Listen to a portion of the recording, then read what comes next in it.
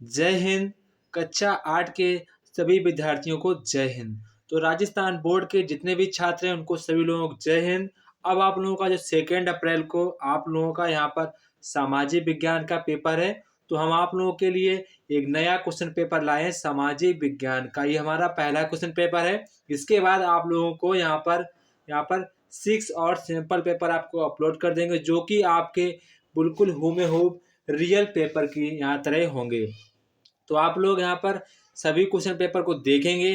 तो आप लोग यहाँ पर अगर आप पूरे क्वेश्चन पेपर देख लेते हैं तो यहाँ पर आप लोगों को 80 में 75 नंबर लाने से कोई नहीं रोक सकता है। तो यहाँ पर आपको कोई टिप्स बताएंगे कि आपको अपने परीक्षा में कैसे लिखना है, और आपको यहाँ पर जो क्वेश्चन नहीं आ रहा है वो आपको कैसे करना है। यहाँ पर आपको हम A to Z जानकारी देंगे। अगर हमारी वीडियो पर नए हैं तो वीडियो को लाइक, सब्सक्राइब, शेयर अवश्य कर दें, क्योंकि आपका जो नेक्स्ट पेपर होगा आपको हम जल्द से जल्द सैंपल पेपर आप क्वेश्चन पेपर अपलोड कर देते हैं। इसलिए आप वीडियो को लाइक, सब्सक्राइब अवश्य कर दें। तो यहाँ पर हमारा जो सबसे पहले प्रश्न है कि सर हमको ना पेपर में राइटिंग का विशेष ध्यान ध्यान देना चाहिए, क्योंकि यहाँ पर जो हमारा जो सामाजिक विज्ञान का पेपर है SST का है, इसमें ना राइटिंग का विशेष महत्व होता है। तो आप लोग ना राइटिंग पर इसमें विशेष ध्यान देंगे, क्योंकि जिसकी राइटिंग काफ़ी अच्छी होगी उसको नंबर सामाजिक विज्ञान में काफ़ी अच्छे नंबर मिलते हैं। ये सब बच्चों का एक्सपीरियंस है। जब मैं क्लास में था तो मेरा भी एक्सपीरियंस था, जिसकी राइटिंग अच्छी थी उनको सामाजिक विज्ञान में कहीं ना कहीं अधिक नंबर मिल ही जाते थे। तो यहाँ पर आप लोग ध्यान रखेंगे, आप लोग राइटिंग का विशेष ध्यान रखेंगे। इसके बाद अगर आपको कोई क्वेश्चन नहीं आ रहा है तो आपको वहाँ पर उसको छोड़ना नहीं है, उसको आपको कुछ ना कुछ लिख देना है। खाली से बेहतर है कि आप वहाँ पर कुछ ना कुछ अवश्य लिख दें। इसके बाद हमारी नेक्स्ट बात है कि आप लोगों को MCQ ना पूरे सही करके आने हैं। ये आपकी 100% की चैलेंज गारंटी है। आप लोग सभी MCQ पूरे सही करके आएंगे। यहाँ पर आप लोग MCQ अगर पूरे सही करना चाहते हैं तो मैं जितने भी आपको यहाँ पर 7 आपको रियल क्वेश्चन पेपर अपलोड करूँगा, तो आप लोग उसको अगर पूरे उसके MCQ तैयार कर लेते हैं तो आपको मैं 100% गारंटी देता हूँ कि आपके यहाँ पर पूरे MCQ सही हो जाएंगे। तो यहाँ पर आप देखेंगे जितने भी आपको मैं MCQ करा रहा हूँ वो काफ़ी इंपॉर्टेंट है, इनको वो आप अभी तैयार कर लीजिए। तो हम लोग अब बढ़ते हैं क्वेश्चन की ओर। तो यहाँ पर जो हमारा पहला क्वेश्चन है, यहाँ पर कह रहा है हुर्डा सम्मेलन बुलाने का क्या उद्देश्य था।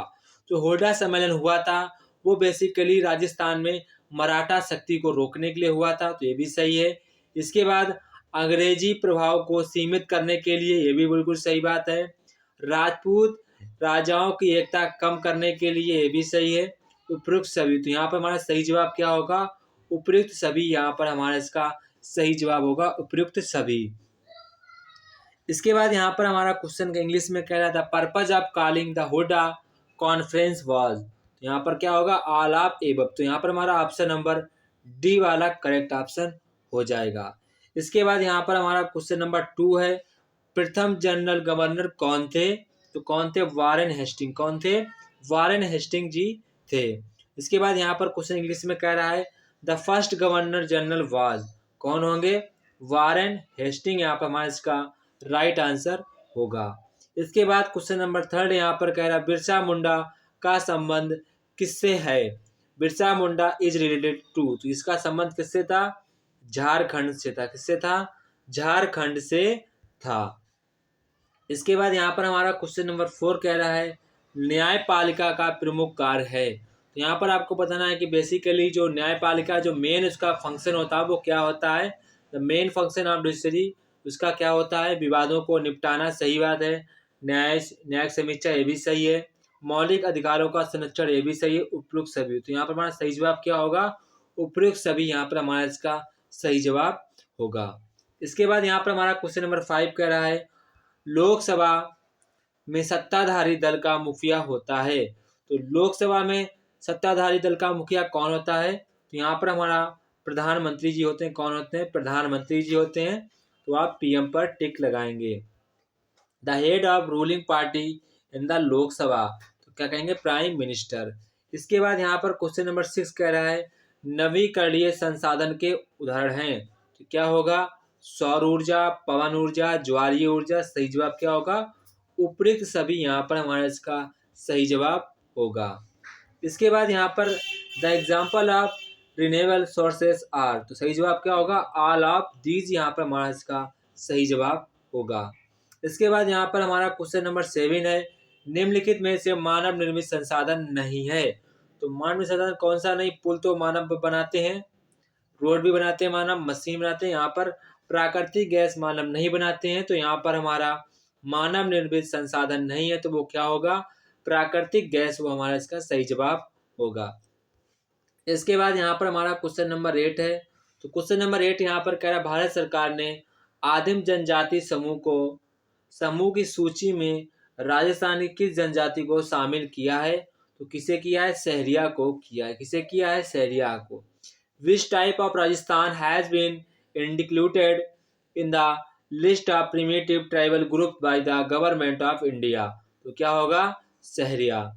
इसके बाद क्वेश्चन नंबर 12, अब यहाँ पर आपके एमसीक्यू हो चुके हैं, तो आप लोगों को टारगेट करना है कि आपके पेपर में एमसीक्यू पूरे पूरे सही जाएं। ठीक है, ये आपका पूरा टारगेट होना चाहिए, तभी आप लोग 80 में 75 नंबर अचीव कर पाएंगे। साथ साथ में आपको राइटिंग का भी ध्यान रखना है कि आपकी राइटिंग खराब ना होने पाए। जितने भी जल्दी में हो, फिर भी आपको यहाँ पर राइटिंग पर विशेष ध्यान देना है। इसके बाद यहाँ पर आपको मैचिंग करनी है, निम्नलिखित को सुमेल कीजिए। तो यहाँ पर सबसे पहले आपको यहाँ पर दिख रहा है मस्कैट। तो मस्कैट क्या होता है? पैदल सैनिकों द्वारा इस्तेमाल की जाने वाली बंदूक, तो आप इससे सी से मिलाएंगे। इसके बाद मैच लॉक क्या होता है? बंदूक जिसमें बारूद से चिंगारी दी जाती है, तो इसको मैच लॉक कहते हैं। मुफ्ती क्या होता है? मुस्लिम समुदाय का एक न्यायविद, आप लिखेंगे मुफ्ती। इसके बाद महाभियोग क्या होता है? किसी को अपने पद से हटाना। महाभियोग बेसिकली राष्ट्रपति को अपने पद से हटाने के लिए इस विधि का प्रयोग किया जाता है। तो यहाँ पर अब वही आप देखेंगे, किसी व्यक्ति के खिलाफ दुराचरण का आरोप, तो मतलब सेम वही है। बेसिकली जो महाभियोग होता है वो राष्ट्रपति को अपने पद से हटाने के लिए इस विधि का प्रयोग किया जाता है, उसको क्या कहते हैं? महाभियोग कहते हैं। इसके बाद यहाँ पर हमारा क्वेश्चन नंबर इंग्लिश वर्जन से है, तो आप लोग मस्कैट का मिलाएंगे द गन यूज्ड बाय पैडल। इसके बाद मैच लॉक को मिलाएंगे gun in which spark by given the gun powder. और मुफ्ती को आप लोग मिलाएंगे a jurist from Muslim community. इसके बाद इम्पीचमेंट को आप मिलाएंगे a charge of misconduct against a person, यानी कि महाभियोग, तो ये आपसे बी से मिलाएंगे। तो ये आपकी मैचिंग होगी, तो आप लोग मैचिंग को ध्यान रखेंगे, इस मैचिंग को आप लोग यहाँ पर इसको ध्यान रखेंगे। इसके बाद यहाँ पर आप क्वेश्चन नंबर 10 देखेंगे।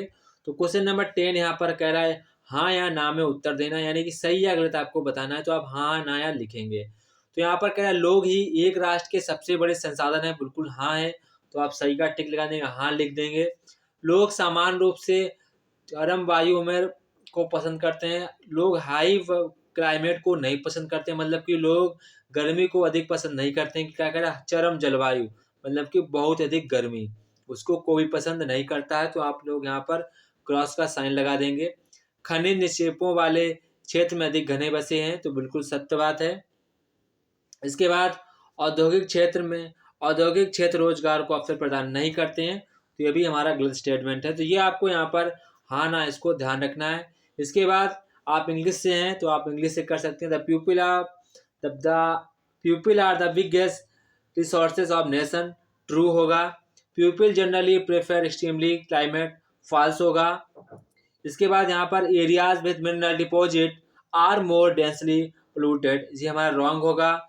Industrial areas do not provide employment opportunity, ये भी हमारा फॉल्स होगा। अगर आप इंग्लिश वर्जन से हैं तो आप इंग्लिश वर्जन इसको तैयार कर सकते हैं।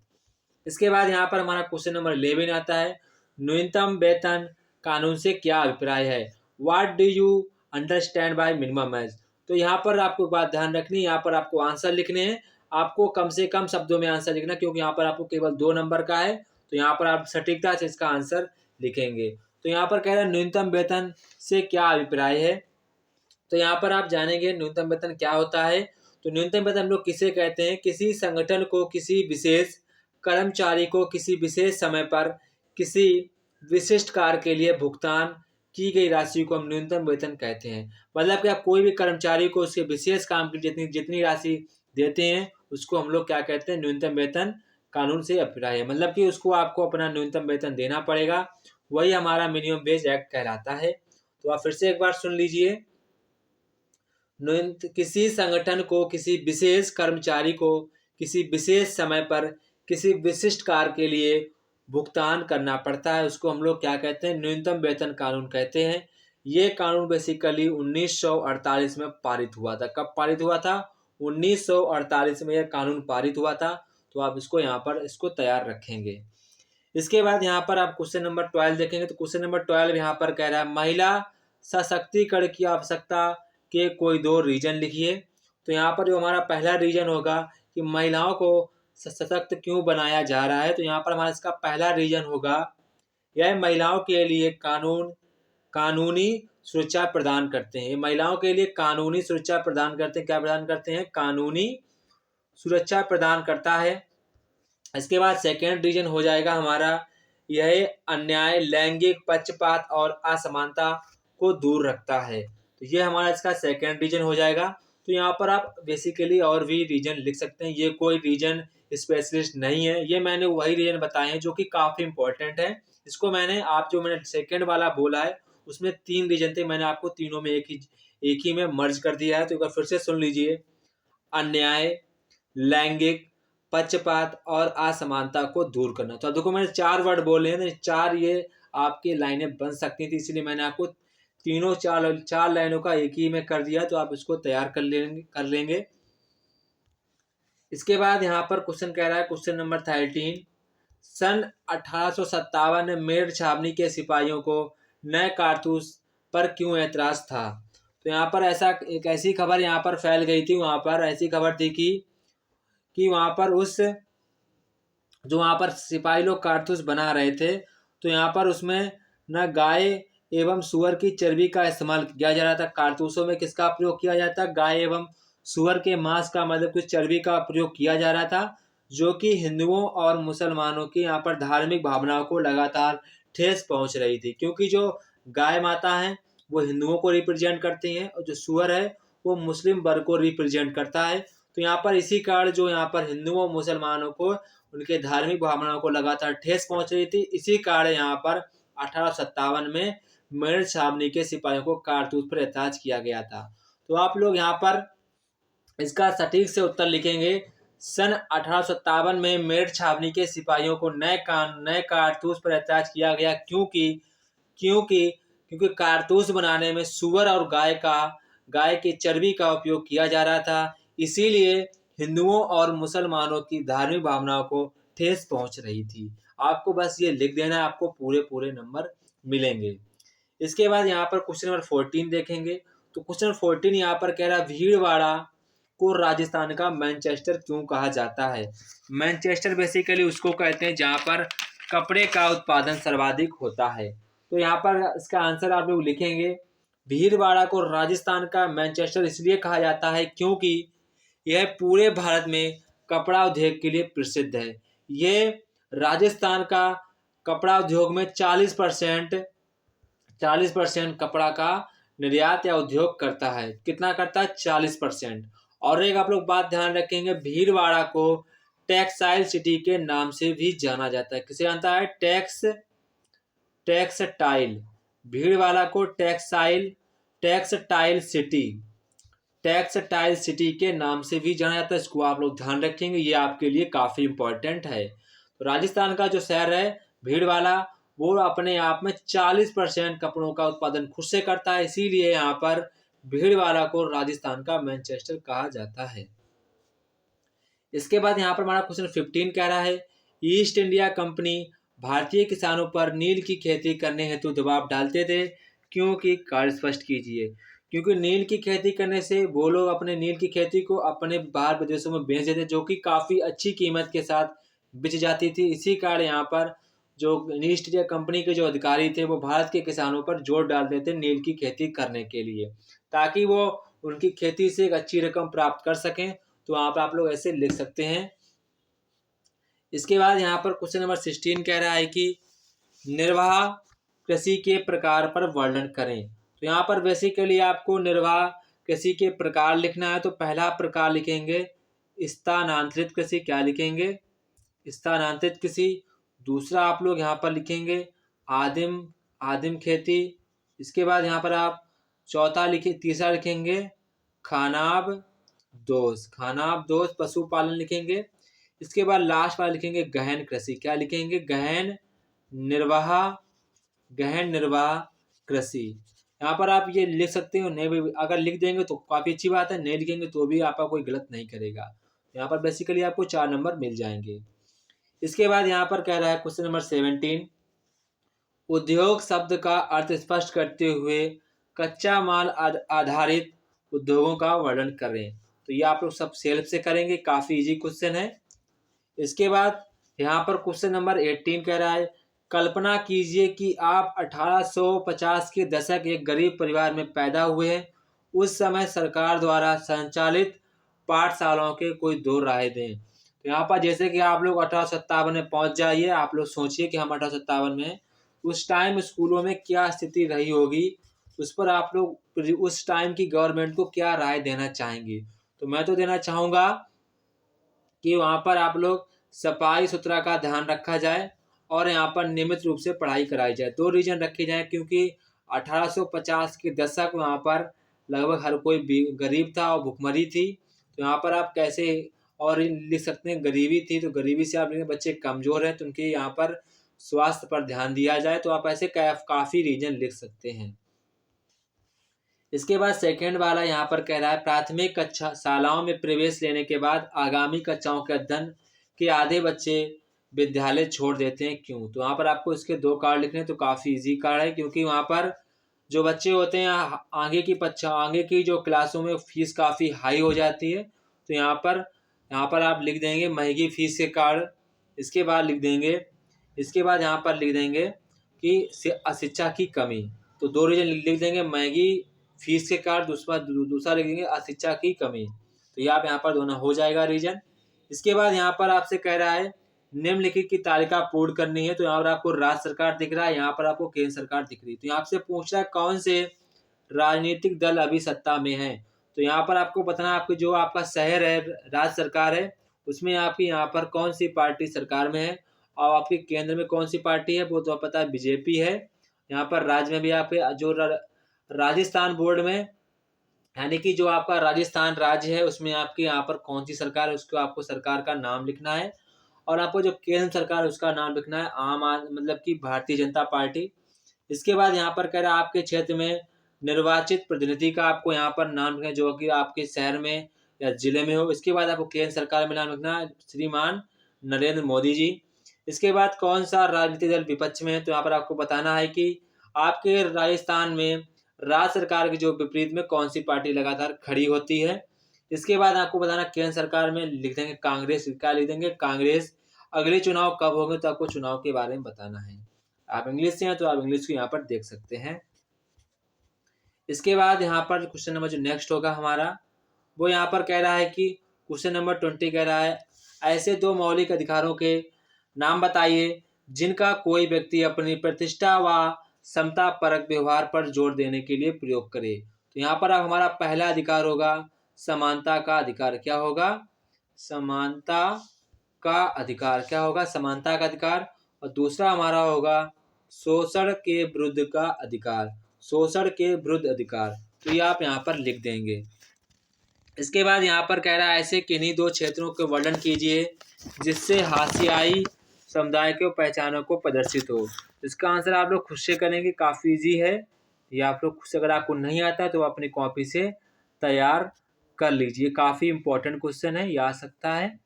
इसके बाद यहाँ पर आपको राजस्थान के मानचित्र को दर्शाइए। तो यहाँ पर आपको राजस्थान को आप अपने राजस्थान में आप करें बाड़मेर, भरतपुर, पाली, बांसवाड़ा। तो आपको यहाँ पर बेसिकली यहाँ पर 4 ही दिखाए गए। मैं आपको राय दूंगा कि आप राजस्थान के मैप को आज ही तैयार कर लीजिए, ठीक है। राजस्थान मैप को आपको जो मेन सिटी है उनको आप तैयार कर लीजिए, जैसे कि बाड़मेर है, भरतपुर है, पाली है, बांसवाड़ा है, जैसे कि हमारा है भीलवाड़ा है। क्या है? भीलवाड़ा है, तो इसको भी तैयार कर लीजिए। जयपुर तैयार कर लीजिए। ये आप सभी सिटी तैयार कर लीजिए, ये आपके लिए काफ़ी इम्पोर्टेंट होंगी। आप आज ही राजस्थान का मैप तैयार कर लीजिए। इसके बाद यहाँ पर क्वेश्चन नंबर 22 कह रहा है नीचे दिए गए 3 प्रश्नों के 2 प्रश्नों के मतलब 3 प्रश्नों से आपको 2 प्रश्नों के उत्तर देने हैं। तो यहाँ पर कह रहा है 1857 की क्रांति सफलता व असफलता पर अपने विचार रखना है। इसके बाद यहाँ पर कह रहा है भारत की आज़ादी में राष्ट्रपिता महात्मा गांधी का आपको यहाँ पर योगदान लिखना है विस्तार में। इसके बाद यहाँ पर कह रहा है कि रॉलेट एक्ट को विस्तार में लिखिए। तो रॉलेट एक्ट बेसिकली उनके लिए था जो यहाँ पर भारत के लोग जो है उस समय जो भारत में आज़ादी चल रही थी उसमें जो भारत का जो भी यहाँ पर मतलब कि जो यहाँ पर जो देशभक्त अपने देश के लिए यहाँ पर कोई वो करता था आंदोलन तो उसको बिना किसी कानून के तहत उसको जेल में डाल दिया जाता था 3 साल के लिए। इसी को हम लोग क्या कहते थे, रॉलेट एक्ट। ये हमारा 6 अप्रैल 1919 में ये पारित हुआ था, 6 अप्रैल 1919 में। इसके बाद यहाँ पर क्वेश्चन नंबर 23, निम्नलिखित पर टिप्पणी कीजिए। तो ये काफ़ी आसान है, आप लोग कर सकते हैं। पारितंत्र और जैव मंडल, बायोस्फीयर इकोसिस्टम, इसको आप तैयार कर लीजिए। काफ़ी इंपॉर्टेंट डेफिनेशन है, यह लगभग हर बार पूछी जाती हैं, इनको आप तैयार कर लीजिए। इसके बाद यहाँ पर आप देखेंगे अथवा में भूस्खलन क्या है, मतलब कि यहाँ पर मट्टी का खिसकना। तो किसके कारण खिसकती हैं? लगातार वनों की कमी के कारण ये लगातार भूस्खलन हो रहा है, क्योंकि जो वन होते हैं वो मिट्टी को बांध कर रखते हैं। इसी कारण यहाँ पर लगातार यहाँ पर भूस्खलन देखने को मिलता है। तो यहाँ पर कह रहा है भूस्खलन रोकने के उपाय बताइए। सबसे पहला रीजन लिखेंगे वनों की संख्या में वृद्धि करके, वनों की संख्या में वृद्धि करके। और यहाँ पर आप लिखेंगे कागज को पुनः प्रयोग करें, कागज को पुनः प्रयोग करें, कम से कम मात्रा में पेड़ काटें और प्रत्येक व्यक्ति को अपने जीवन में 2 या 3 पेड़ पौधे लगाने चाहिए। तो आप ऐसे रीजन बता सकते हैं, तभी यहाँ पर हमारा भूस्खलन रुक सकता है। इसके बाद यहाँ पर क्वेश्चन नंबर 24 कह रहा है संविधान से आप क्या समझते हैं? संविधान की आवश्यकता के कारण 2 यहाँ पर काट लिए। तो काफ़ी इजी क्वेश्चन है, आप सब लोग कर सकते हैं। धर्मनिरपेक्ष अवधारणा से क्या अर्थ एवं वर्तमान स्थिति में प्रासंगिकता पर अपने विचार लिखें। तो ये भी आपको खुद से तैयार कर लेना है, काफ़ी अच्छे क्वेश्चन है, इनको आप खुद से तैयार करेंगे, काफ़ी इंपॉर्टेंट भी हैं। इसके बाद यहाँ पर दिए गए 3 प्रश्नों में से किन्हीं 2 प्रश्नों के उत्तर देने हैं। तो यहाँ पर पहला कह रहा है राजस्थान के महत्वपूर्ण भौगोलिक एवं प्राकृतिक पर्यटन स्थलों पर आपको वर्णन करना है। तो यहाँ पर आपको भौगोलिक बताना है, जैसे कि हवा महल है, और प्राकृतिक में हम लिखेंगे हवा महल है, और यहाँ पर आपकी पिंक सिटी है। काफ़ी ऐसे वहाँ पर बहुत से आपका वहाँ पर मरुस्थल देखने के योग्य है। यहाँ पर आपकी जो नहरें चलती हैं वो काफ़ी देखने, आप यहाँ पर काफ़ी यहाँ पर आप लोग लिख सकते हैं। इसके बाद यहाँ पर क्वेश्चन नंबर 2 लिखेंगे सड़क सुरक्षा नियमों पर विस्तार पर उल्लेख। तो काफ़ी ईजी है, आप लोग खुद से कर सकते हैं। सामुदायिक स्वच्छता के विद्यार्थी पर क्या क्या भूमिका निभा सकते हैं, मतलब कि आपको सामूहिक रूप से रहकर आप लोग भारत को किस प्रकार से स्वच्छ रख सकते हैं। इसके बाद यहाँ पर नेक्स्ट क्वेश्चन है हमारा, अब ये क्वेश्चन खत्म हो गया, यानी कि इतना ही पेपर था। तो आप लोग इसको पेपर को पूरा तैयार कर लीजिए। जितने भी आपको मैंने क्वेश्चन बताए हैं वो सारे इंपॉर्टेंट हैं। अगर आप जो नेक्स्ट रियल क्वेश्चन पेपर देखना चाहते हैं तो आपको यहाँ पर 6 और मैं आपको रियल क्वेश्चन पेपर अपलोड करूँगा। तो आप लोग वीडियो को जल्द से लाइक सब्सक्राइब शेयर बस कर लें, क्योंकि आप इन 6 रियल क्वेश्चन पेपर को देख सकें। तो यहाँ पर आप वीडियो पर नए हैं तो वीडियो को लाइक सब्सक्राइब शेयर अवश्य कर दें। यहाँ पर आपको जितने भी क्वेश्चन दिख रहे हैं इनको आप सभी को अच्छे प्रकार से तैयार कर लीजिए। और बेसिकली आप राजस्थान, अपने जो राजस्थान है उसको आप जितना आपका मैप है उसको आप अच्छे प्रकार से प्रिपेयर कर लीजिए। ये आपके लिए काफ़ी इंपॉर्टेंट हो जाएगा अगर आप इसको तैयार कर लेते हैं। तो यहाँ पर आपको आपके बोर्ड परीक्षा में काफ़ी आराम मिलेगी।